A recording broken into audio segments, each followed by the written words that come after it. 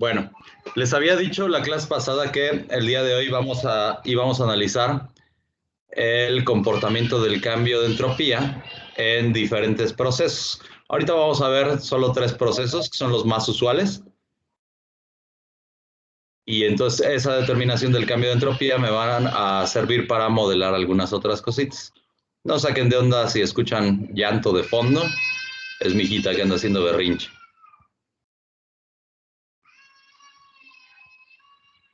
Entonces, la clase de hoy es de cambios de entropía.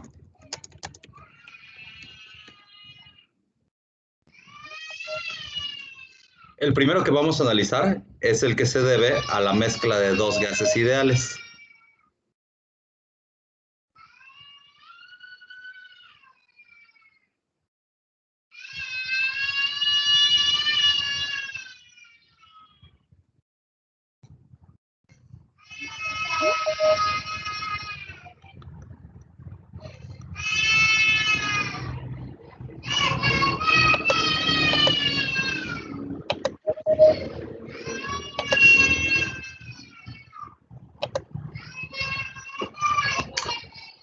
Esto lo vamos a modelar de forma muy parecida a la que veíamos para la expansión isotérmica de un gas. ¿Se acuerdan que nosotros veíamos que había una partícula en la que teníamos una pared? En esa pared, bueno, en el problema que habíamos visto anteriormente, teníamos una partícula que pasaba a ocupar todo el volumen. El volumen inicial era el de la mitad en la que se encuentra confinada la partícula y el volumen final sería el de todo el recipiente, ¿no? Entonces, en este caso tengo algo muy parecido.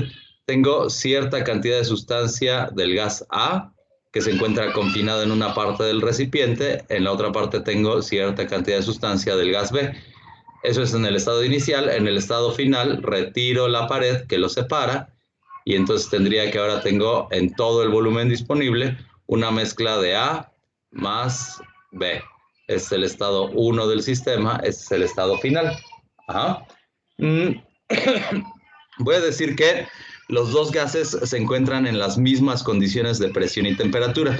Entonces, a la hora que yo quite la pared del medio, simplemente lo vería como que el gas A se está expandiendo isotérmicamente para ocupar todo el volumen. Lo mismo el gas B se está expandiendo isotérmicamente para ocupar todo el volumen. Entonces, lo voy a modelar como Na moles del gas A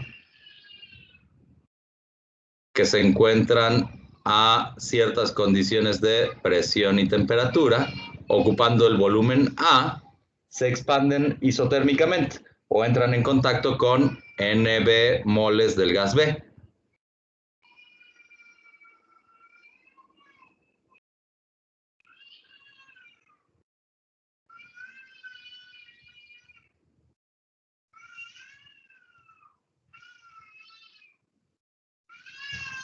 Que se encuentran, esto es importante, en las mismas condiciones de temperatura, de presión, pero ocupando inicialmente un volumen B.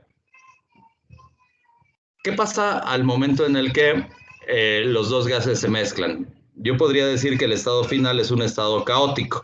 Entonces, el cambio de entropía para el sistema se tiene que incrementar. O sea, los gases se mezclan, por lo que los gases se mezclan,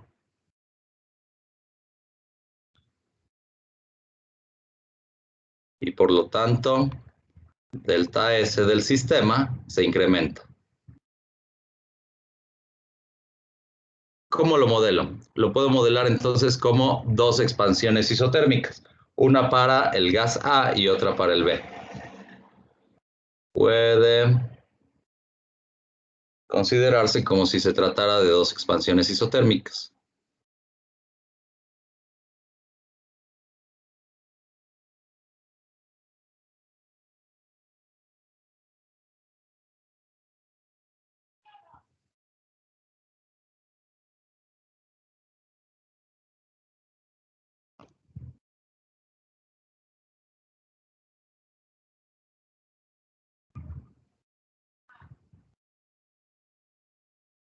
Vamos a empezar a modelar el gas A.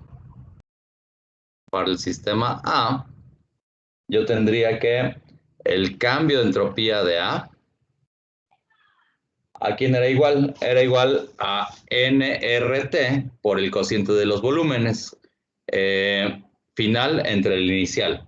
Entonces, la cantidad de sustancia correspondería a la cantidad de sustancia que yo tengo del gas A. NR logaritmo natural de... ¿Quién es el volumen final?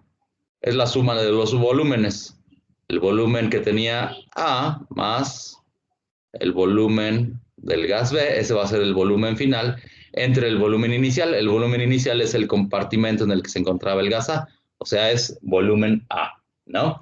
Mientras que para el gas B, yo tendría que su cambio de entropía es igual a NB, R logaritmo natural del mismo volumen final, BA más BB, entre el volumen inicial, que en este caso sería BB. El cambio de entropía de la mezcla, lo voy a expresar de esta manera, va a ser la suma de los cambios de entropía para cada gas. Entonces sería delta S del sistema A más delta S del sistema B, y sería la suma de las dos expresiones que puse arriba. O sea, NA, R logaritmo natural de BA más BB entre BA más NB R logaritmo natural de BA más BB entre BB. Hasta ahí vamos bien, ¿no?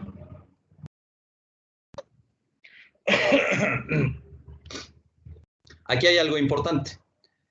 ¿Se acuerdan que debido a la teoría cinético-molecular de gases, las moléculas no interactúan entre sí, no son ni atraídas ni repelidas? Entonces, esta suma de volúmenes va a ser, si tuviéramos dos líquidos, veríamos que la suma es exactamente aditiva. Hay veces que si mezclamos dos líquidos, por ejemplo, si mezclamos agua o etanol, mezclamos 1 litro de agua con 1 litro de etanol, nosotros esperaríamos que la suma de volúmenes fuera simplemente aditiva, o sea, que tuviéramos 2 litros de la mezcla final. Sin embargo, no es así. Para esa mezcla en particular, agua-etanol, vamos a ver que el volumen resultante es inferior a 2 litros. Eso se conoce como volumen de exceso. En este caso tenemos un volumen de exceso negativo. Hay veces que es positivo, pero para este caso yo voy a decir que no tengo volumen de exceso dado que tengo gases ideales, o sea que no interactúan las partículas entre sí. Entonces no existe volumen de exceso, porque tengo gas ideal. Ok, voy a recurrir a la hipótesis de Avogadro. Recuerden que consistía en que la cantidad de sustancia era directamente proporcional al volumen. Entonces, de la hipótesis de Avogadro,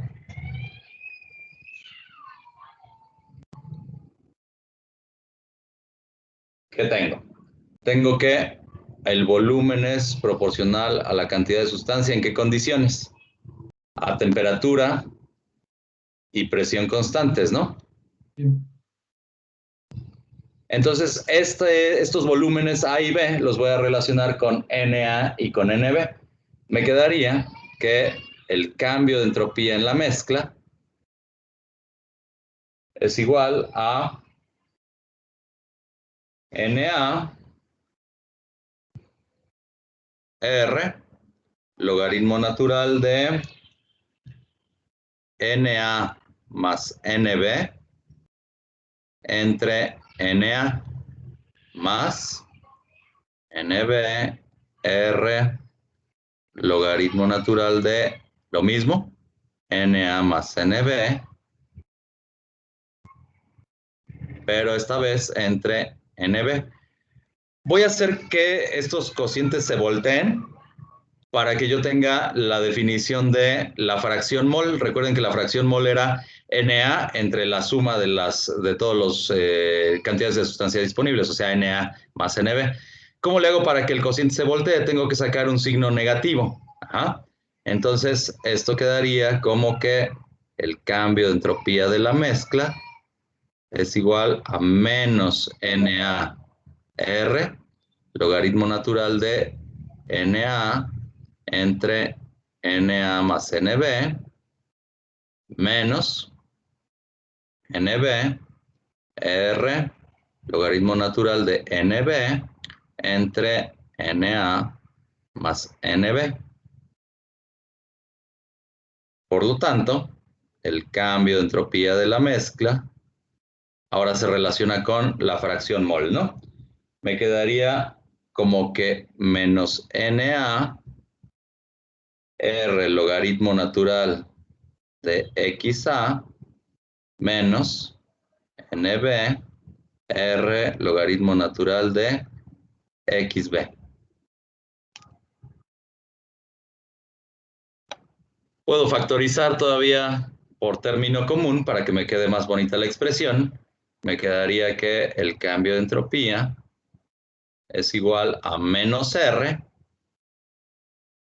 que multiplica a Na logaritmo natural de XA más NB logaritmo natural de XB. Esto va para el refri, por favor, chicos. Vamos a analizar. ¿Cómo es la fracción mol? Siempre es inferior a la unidad, ¿no? XA es inferior a 1. Entonces, ¿cómo es el logaritmo natural de XA?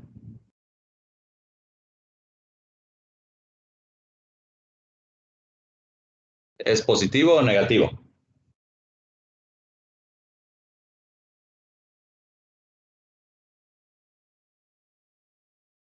¿Están ahí, chicos? Negativo, ¿no? Es negativo. Es negativo. Sí. Ajá. Esto tiene que ser entonces menor que 0. Entonces, ¿cómo va a ser la cantidad entre paréntesis? Es negativa, ¿no? Debería ser, sí. Pero a la hora que se multiplica por este menos R, ¿cuál es el signo que yo tengo para el delta S de la mezcla? Positivo. Es positivo. Recuerden que siempre que yo tenga un cambio de entropía positivo, eso me implica un proceso espontáneo.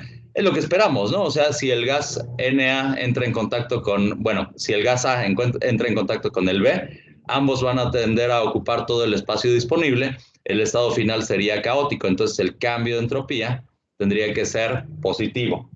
¿Ah? O sea, de aquí yo saco que el proceso es espontáneo. ¿De acuerdo? ¿Hasta ahí alguna duda, chicos? No. Vamos bien, ¿no? Ok. Sí. Este es el primer cambio de entropía que analizamos, el que se debe a la mezcla de dos gases ideales. Vamos a analizar otro. Este sería el número 2. Es el cambio de entropía debido a la transición de fase.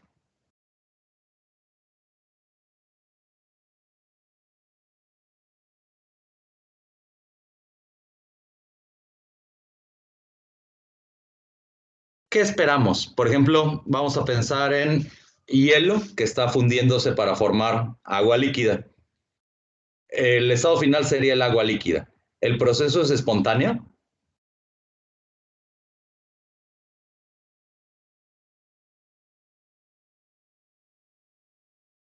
¿Cómo Sí, ¿no? anticipa que sea el cambio de entropía? ¿Dónde tenemos un estado más caótico? ¿En el agua líquida o en el cristal de hielo? En el agua líquida. En el agua líquida. Entonces, si tenemos una fusión, esperaríamos que entrópicamente tuviéramos una ganancia de entropía. El proceso tendría que ser espontáneo. Por Ujú. supuesto, haría falta analizar cómo se están comportando los alrededores, ¿no? Pero por lo menos para el sistema, sí veríamos que tenemos un estado más caótico en el estado final que en el estado inicial. Vamos a verlo ahora como agua que está cambiando de fase hacia la fase vapor. En el gas tenemos un estado totalmente caótico, ¿no? Entonces, en una vaporización también tendríamos un cambio de entropía positivo para el sistema, ¿va? Vamos a Ujú. analizarlo de esta manera. En una fusión reversible, esto es importante, todos los cambios de fase ocurren de forma reversible. O sea, ahorita les hablé de una fusión y de una ebullición, pero ¿qué pasaría si habláramos de una licuefacción y una cristalización? O sea, es lo mismo, ¿no? Tengo que llegar a la temperatura de fusión del componente y yo vería que depende hacia dónde vaya la energía. Yo tendría que el proceso va hacia la producción de hielo o hacia la producción de agua líquida, ¿no? Entonces, todas las transiciones de fase son procesos reversibles. En una fusión reversible de hielo que está ocurriendo a presión constante, espérenme tantito.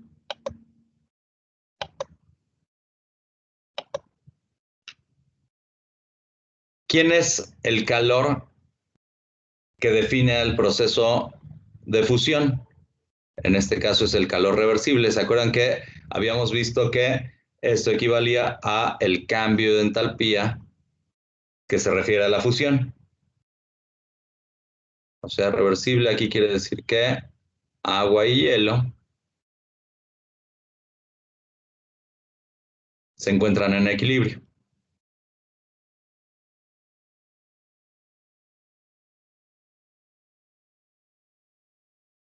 Vamos a modelarlo entonces como un proceso reversible. El cambio de entropía debido a la fusión, lo voy a representar así, estaría expresado entre el calor entre la temperatura, ¿no? Pero ese calor es el cambio de entalpía, el cambio de entalpía asociado a la fusión entre la temperatura que yo tengo para la fusión. La temperatura de fusión es un valor finito para una sustancia pura, ¿no? Entonces, esto sería el cambio de entropía debido a la fusión. Ahora, ¿qué ocurre para la vaporización? Para la vaporización, nuevamente, el calor de vaporización en un proceso reversible sería igual al cambio de entalpía debido a la vaporización. Entonces, el cambio de entropía sería igual a la entalpía de vaporización. ¿Entre qué temperatura?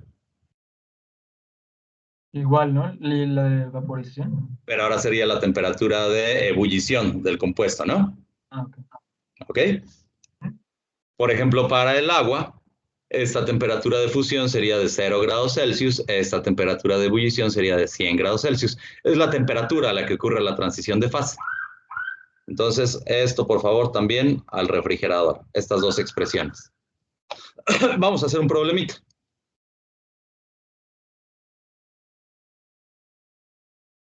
Dice, la entalpía de fusión para el agua. Profe, antes de que, ¿qué es la letra T con qué subíndice? Es que no lo distingo bien. ¿En la expresión de abajo o en la de arriba? En la anterior. En la Para la anterior es TF. Perdónenme, esto se refiere al inglés. Es fusion point y boiling point. Entonces, por eso es que la temperatura de ebullición se representa con una T subíndice B, de boiling, ¿ah? Y F para la fusión. ¿Ok? Estos valores de entalpías de fusión y de vaporización los pueden encontrar en tablas, en cualquier texto de termodinámica o de físico-química. Entonces, la entalpía de fusión para el agua es de 6.01 kilojoules por mol. Y su entalpía de vaporización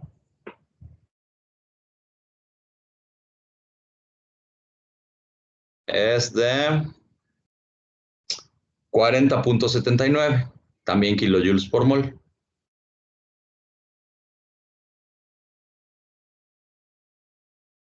Nos pregunta el problema que calculemos el cambio de entropía asociado a la transición de fase. Calcule delta S de fusión y vaporización.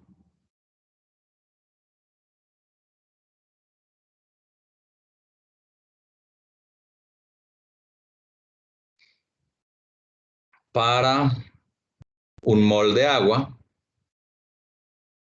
en condiciones normales?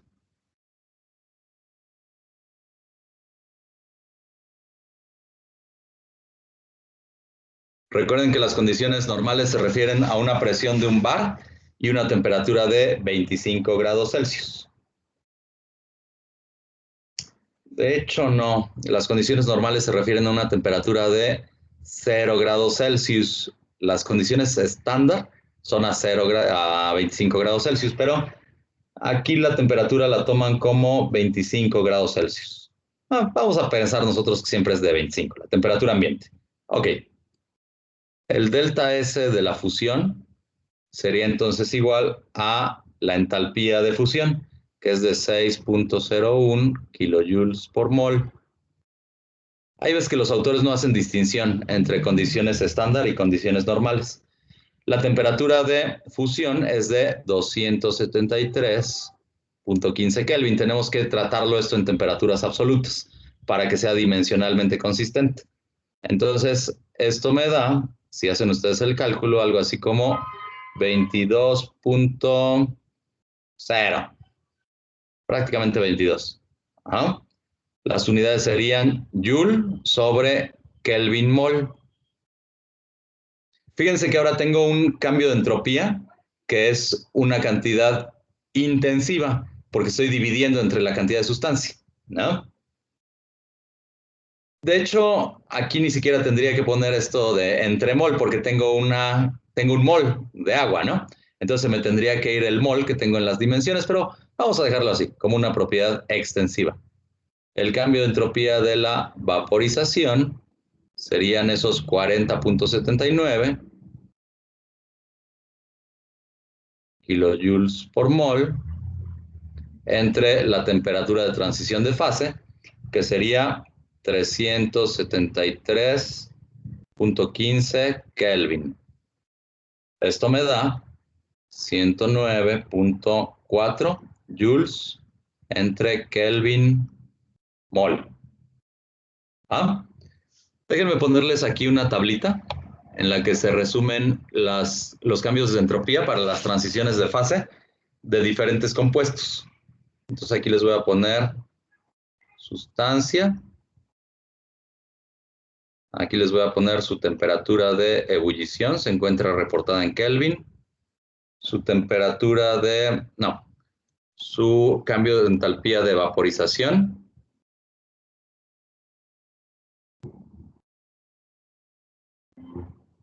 Esta se encuentra reportada en kilojoule por mol.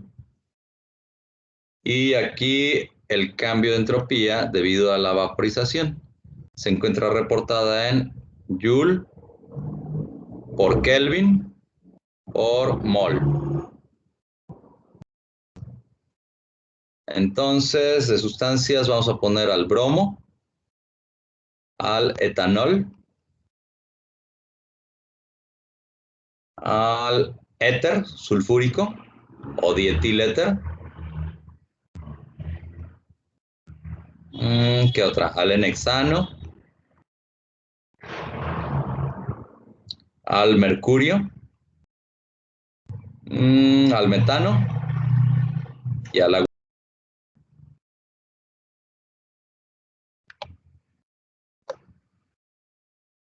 Vamos a llenar esta tablita. Ustedes recuerdan que la temperatura de ebullición del agua es de 373.15 Kelvin. La del metano, esto está mal. No, sí está bien porque está en Kelvin. Es de 109 Kelvin. La del mercurio es de 630. Fíjense, son algo así como 200 grados Celsius, ¿no? 200 y pelos, ¿no? El mercurio a temperatura ambiente no se vaporiza, pero sí se evapora. Entonces es peligroso estar trabajando con el mercurio porque cierta cantidad está en la fase de vapor y ahí tenemos una rápida absorción por parte de los pulmones, por eso es que el mercurio es tan tóxico. Además se absorbe vía cutánea, ¿no? Bueno, para el hexano es de 341.7 Kelvin. Éter es de 307, a temperatura ambiente ebulle el éter, por eso es bastante peligroso trabajar con él. 351 para el etanol. y 331 para el bromo. 331.8. Por eso es que en varias tablas periódicas al bromo lo reportan como un líquido. Su temperatura de ebullición se encuentra muy cercana de la temperatura ambiente. Bueno, el delta H de vaporización es de 30.0, 39.3, 26.0, 28.9, 59.0, 9.2 y 40.47, el valor que les había reportado en el problemita de arriba. Lo importante es esto, el cambio de entropía. Este es de 90.4, 111.9, 84.5, 84.6, 90.7, 84.4 y 109.4, el valor que calculamos arribita. Fíjense, de esta tabla vamos a analizar esta columna. Fíjense que todos andan por ahí de un valor muy parecido, por ahí de los 85, 88. ¿Cuáles son las excepciones? Las excepciones son el etanol, que anda en 111.9, y el agua, 109.4. ¿Qué tienen en común estos dos líquidos, agua y etanol? ¿Son líquidos polares o no polares? Polares. Son polares. ¿Qué esperamos en la fase líquida? Esperamos que las moléculas se encuentren relacionadas, es decir, están interactuando mediante interacciones dipolo-dipolo. Si una molécula quisiera pasar a la fase gaseosa, las otras la agarran, ¿no? Es más difícil que entren a la ebullición y eso se refleja en los altos puntos de ebullición que tienen en comparación con las demás, ¿no? Podríamos decir que en la fase líquida las moléculas muy polares se encuentran altamente relacionadas. O sea, es difícil que pasen a la fase gaseosa. Pero para las demás, que voy a señalar en color verde, fíjense, la mayoría son moléculas no polares o compuestos o elementos puros, como en el caso del mercurio, ¿no? Tienen valores que en promedio, el promedio del delta S de vaporización, lo voy a poner así, anda por ahí de los 88 joules sobre Kelvin mol. A esto se le conoce como regla de Troughton.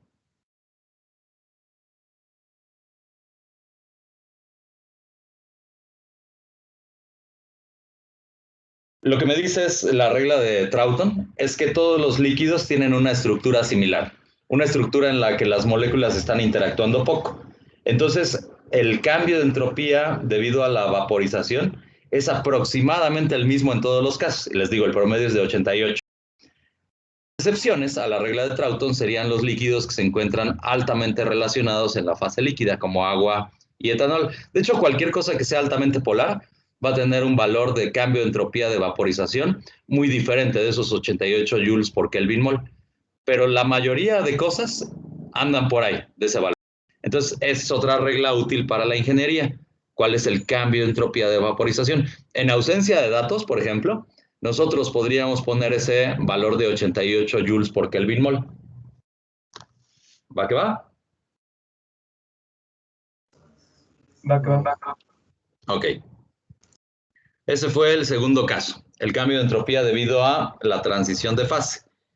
Y tenemos un tercer caso, el cambio de entropía ahora debido al calentamiento.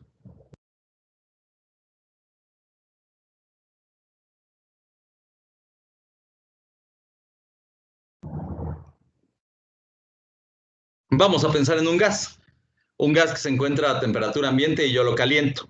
¿Qué era la temperatura? Finalmente era el promedio de la energía cinética de las partículas dentro del sistema, ¿no?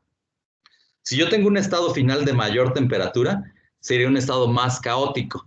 O sea que cuando yo caliento un material, tengo que tener un cambio de entropía positivo para el sistema. ¿Ah? En el estado final, el estado más caliente, yo tengo una entropía mayor. Entonces lo voy a modelar de esta manera.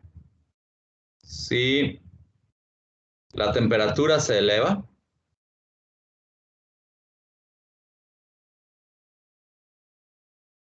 de T1 a T2, la entropía aumenta.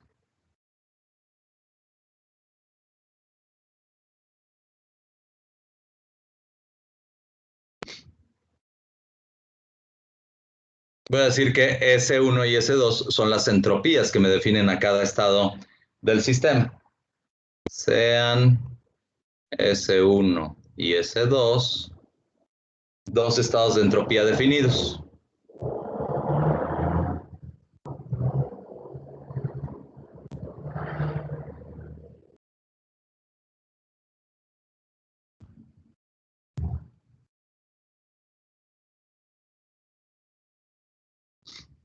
Por las temperaturas, ¿no?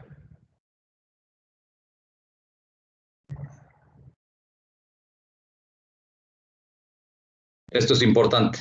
Lo voy a modelar como un proceso infinitesimal, por lo tanto reversible. Uy. En un proceso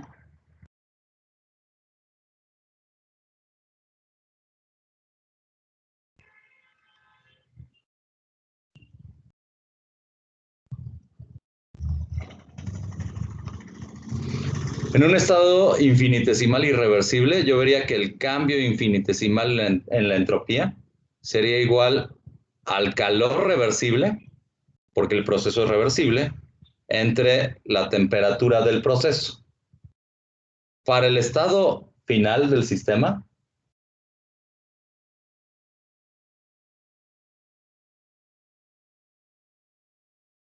o sea, en el estado final, en el estado 2, yo tendría que S2 es igual a la entropía que tenía inicialmente, es decir, la entropía del estado 1, más la integral que va de T1 a T2 de el cambio en el calor reversible entre la temperatura.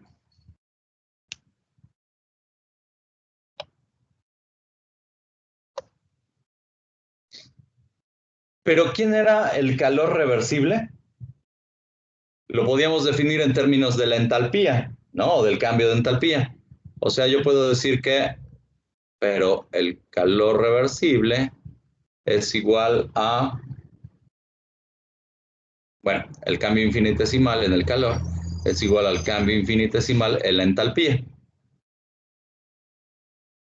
Entonces, la expresión se transforma en S2 es igual a S1 más la integral de T1 a T2 de la entalpía entre la temperatura. Aquí vamos a emplear la definición de entalpía en términos del CP. ¿Se acuerdan que dH era igual a CP de T? O sea que la expresión se convierte en S2 igual a S1 más la integral de el CP de T entre la temperatura. Y si integramos eso, ¿a qué nos lleva? Voy a referirme ahora entonces al proceso finito, eso es lo que equivale a la integral. Entonces, para un incremento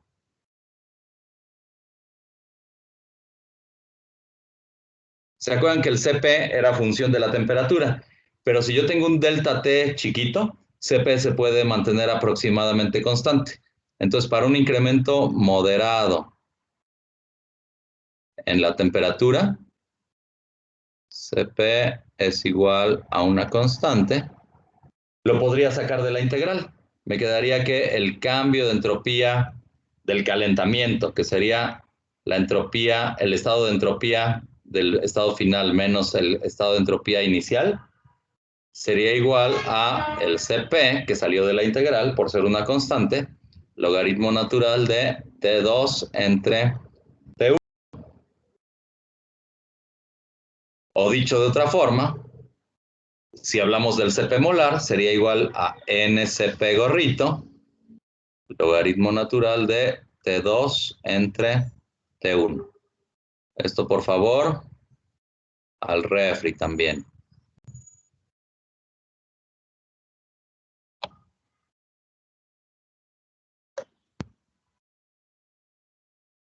Vamos a hacer un ejemplito.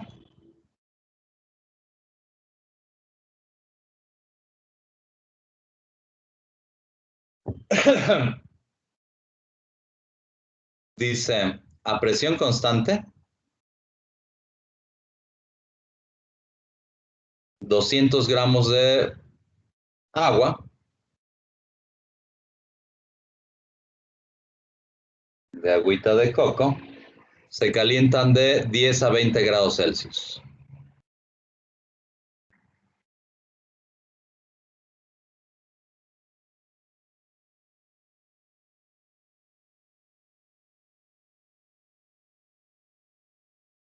Calcule el cambio de entropía. Y nos dan el valor del CP,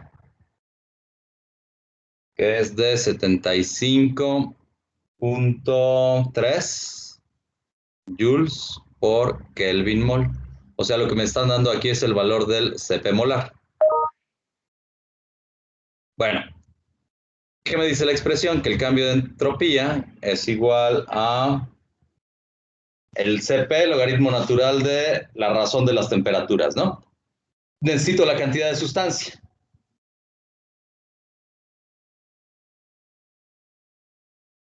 ¿Cómo la saco?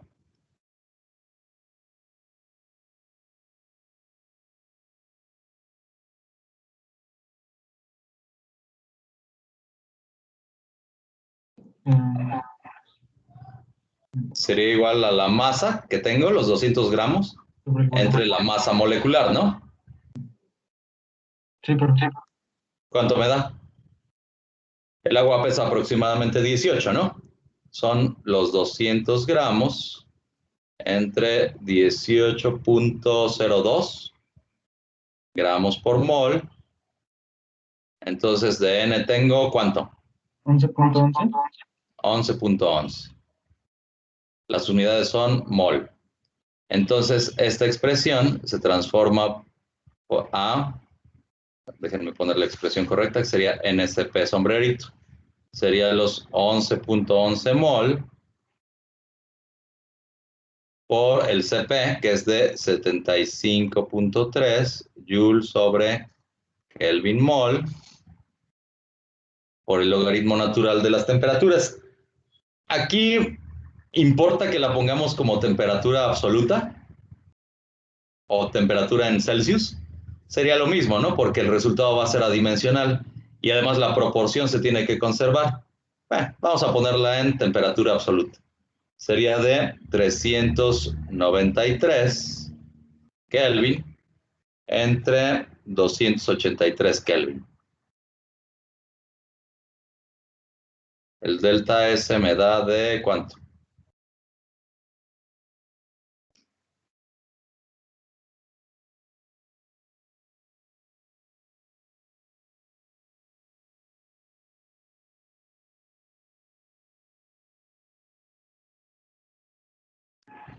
Da 1171.75. Ah, no, espera, me equivoqué. Ah, ¿verdad? 274.42. ¿Segura? A ver, alguien que confirme ese resultado. En general son chiquitos los cambios de entropía debidos al calentamiento para un intervalo chiquito de temperaturas. O sea, ¿qué tanto puede cambiar el movimiento térmico de las moléculas del gas de 10 a 20 grados Celsius? Es bien poquito, ¿no? A mí me da 274.7. ¿Será? Sí, igual a mí. Confirmo. También a mí me da eso. Oiga, Estoy profe, pero puso las en temperaturas. las temperaturas 274.20. 274.20. Puso en ahí 393. Sí, sí es cierto, es 293. Me da 29.05. Sí, lo que pasa es que a temperatura ambiente tenemos, ¿cuánto? 298 Kelvin, ¿no? Entonces tenemos de 10 grados Celsius, que serían 293. Sí, perdón, me equivoqué en la temperatura inicial. En la temperatura final, perdón. Es de 293 entre 283. Una disculpa. 29.05. Ese valor me late. 29.05 joules por Kelvin, nada más, ¿no? Este es un cambio de entropía en la que yo estoy definiendo la cantidad de sustancia. Entonces es una propiedad extensiva. Es este el resultado, 29.05. Como les decía, es chiquito, ¿no? Prácticamente tengo el mismo estado caótico para un cambio de temperatura que es bastante chiquito. Ahorita en este problema yo tengo que todo el modelado anterior lo hice para un proceso reversible, pero ¿cómo sería el cambio de entropía si el proceso fuera irreversible? ¿Sería idéntico, menor, mayor? ¿Cómo? Sería menor, ¿no? ¿Qué dicen los demás?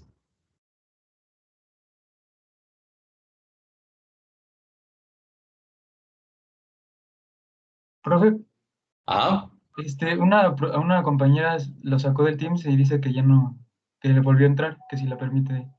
pobrecilla. Xenia Ivanova. Gracias. La entropía también es una función de estado. A diferencia de cosas como el calor o el trabajo, la entropía, la energía interna, el volumen, la temperatura, etcétera, son funciones de estado, son independientes de la trayectoria. Entonces, el cambio de entropía sería el mismo.